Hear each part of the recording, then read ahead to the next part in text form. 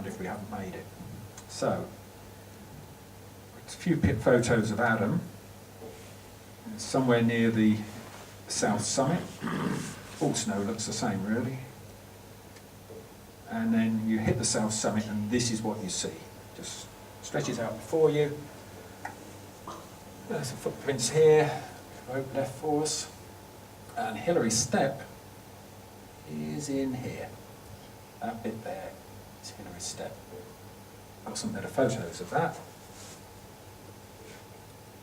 Because they sort of work their way along.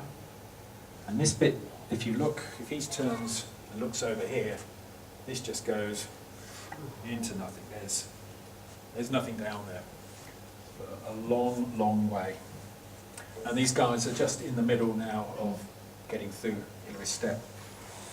And there's a bit of more close one. Now, to try and explain why it's a bit of a problem, this face here is quite sheer and it slopes that way. So it slopes away from him. So as he's trying to get any grip, he's sliding off it all the time. The snow at the back is canting up over the top of you, so that's pushing you out as well. Everything's trying to force you out of the corner. And you want to be in the corner because it's the only place you can climb it. And as you get on here, you still have the same problem, but this bit, this rock here, also overhangs and pushes you out. And this is sloping away, so everything is always off balance and trying to eject you out of there.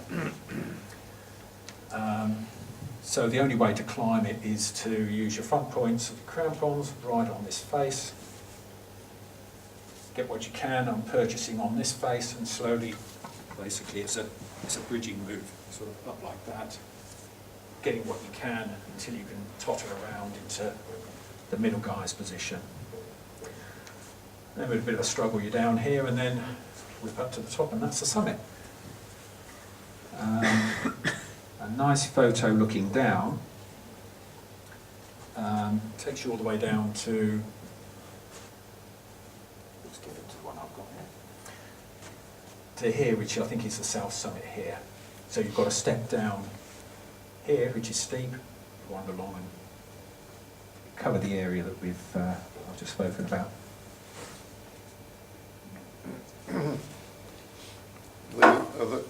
Steve, are these all your iPhone photographs? No. No, these are mixture. These parts are a mixture of Adam's as well, because my summit's different. We'll get to that. So this is the summit. It looks like a corner of a Coles supermarket, really. But these are all prayer flags or prayer scarves. They're just tied together and covered many, many years. In terms of people who have climbed Everest, I've been told there are more people who've got Olympic gold medals than have climbed Everest. Another number is anywhere sort of 3,000 people maybe, so not that many. And here's Adam.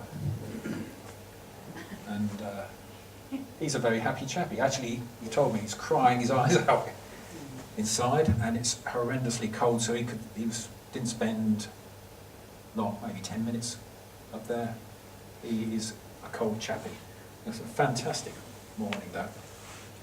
So, his summit picture, my summit picture. I got up in the dark, which was actually not quite planned that way. We left at 8 o'clock, as we were going to, thinking, well, we should be there in the morning. And well, we were in the morning, but it was 20 past 3 when I got up. So about an hour faster than Adam, and it's still dark. As we're climbing, we're in the lee of the mountains, so it really wasn't too bad at all. Maybe minus 20, maybe a bit more. How do we know you're there? It's dark. How do you know? Oh, I've got a certificate from the Nepalese government. I want to see the photographs.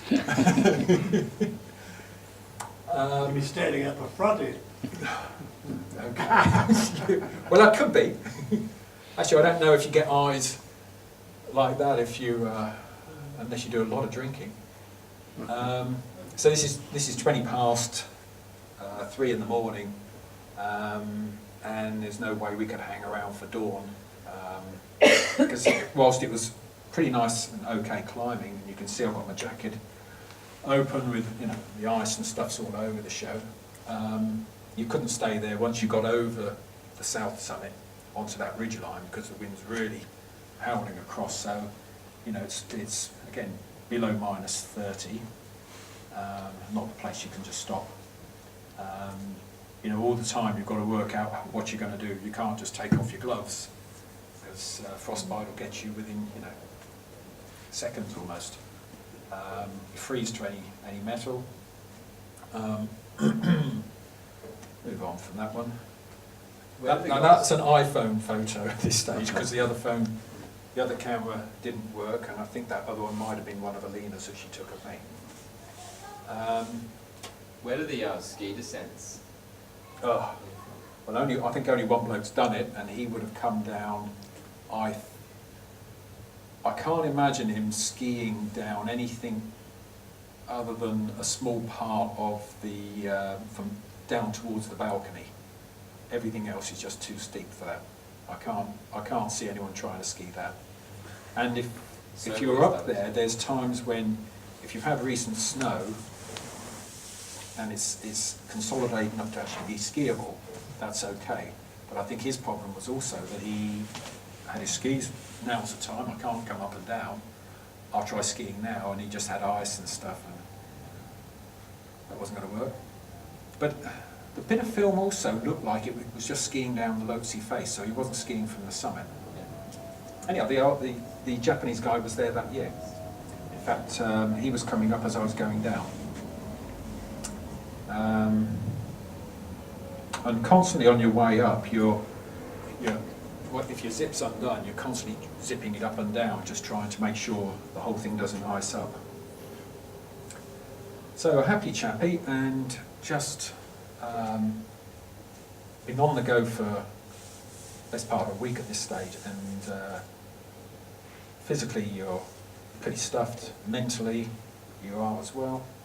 You know, you're probably very dehydrated, certainly half-starved, and you know, as I say, physically and mentally you're not in a great place. So it was soon a case of, right, okay, we're here, right, I need to get my act together, there's a long way to get down.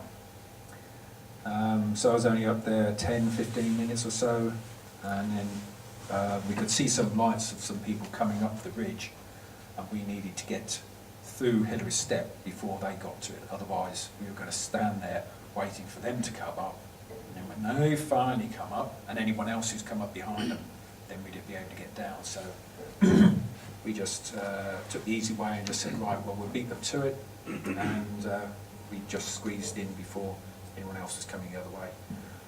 That last section, you said that was in the night, or? Yeah, climbed the whole thing in the night. What's the light? It must be fairly... Well, we were lucky we had a full moon. Torch I've got is a very powerful one, probably the most powerful you can get, and a special one in terms of the batteries aren't connected and stored with the light. They come down to a battery pack which you stick under your armpit to keep warm. The purpose would have been to do it in all daylight, but... Once you try walking around with all that gear on and the sun's out, it is a nightmare. It really is. And we're trying to squeeze things in just before the monsoon comes, which is a part of the story comes in a minute. What's your total time climb to there? 8 in the night till 3:20. But from when you commence climbing at this... From base camp. Yeah. This is about day 5, day 6 maybe, since we left. Steve, did the moon illuminate the whole of the landscape? Moon's not bad, or that ridge line. I didn't have a problem climbing it at all, and I didn't really think about much until I must have been somewhere on the ridge, and I went over, and all I could see was just black. There wasn't anything at all. That's amazing. Right, okay, well I know that must be really steep over there, and I'll just focus on, you know, where I'm going and just get on with it. Must have been an ethereal experience, climbing in the moonlight. Yeah. But, everyone does climb at night. No one leaves in the morning. They may not leave at 8, or leave at, say, 10. It would have been a good idea for us to leave at 10. But everyone climbs at night. You've just got to do that. You can't afford to be caught out at night there. And also, when you're climbing during the day, after you've summited, at least you've got an idea if there's weather coming in. So you can turn around and hightail it out if you can. So let's have a look. Okay, so there's a altimeter, 8,850 metres. That's Alina's watch. Is that 8 metres short? No, that's the right number. There's an interesting story behind the original measurement, because the original measurement was 29,000 feet exactly. And they then decided, no one's going to believe us if we say it's exactly 29,000, so they made it 25,002 feet. Anyway, that's the height. That's some people have it as 48, 8848, but I've sort of worked out that none of these heights are exactly the same in all the books. So we're coming down now, and these are some of the views that you get.